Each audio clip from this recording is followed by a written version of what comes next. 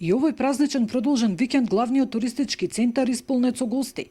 Бројните посетители го искористија убавото сончево време за прошетка покрај езерото, чаршијата, стариот дел на градот, но и кафе или ручек во некој од познатите охридски кафе, барови или ресторани.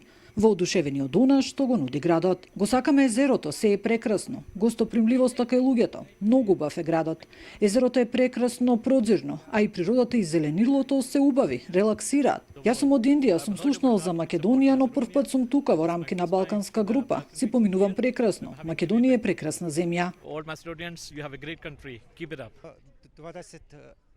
Имаме 28 лица овде, а водиме групата од Атина, Лјубљана, Будимпешта, па преку Белград, повторно се враќаме за Атина. Сето тоа го правиме во 16 дена. Имаме забрзано темпо, но мислам дека сите се чувствуваат одлично. Туристичките водичи велат дека Охрид со своите природни и културни убавини останува примамлива дестинација за туристите. Неколку балкански земји. Редовни, секој понеделник и вторник, имет групи, а некогаш и вондрено, како се вака во шпицот на сезоната. Во овакви продолжени викенди и празници Охрид е секој пат полн и знае да биде полн, што од домашни и странски туристи. Во почетокот на сезоната гледаме дека Охрид веќе се полни. Од туристичкиот сектор се оптимисти. Велат добрата исполнетост на хотелите и во приватните сместувања ветува успешна летна сезона, со гости од сите краеви ширум светот. Нина Ритоновска, Сител телевизија.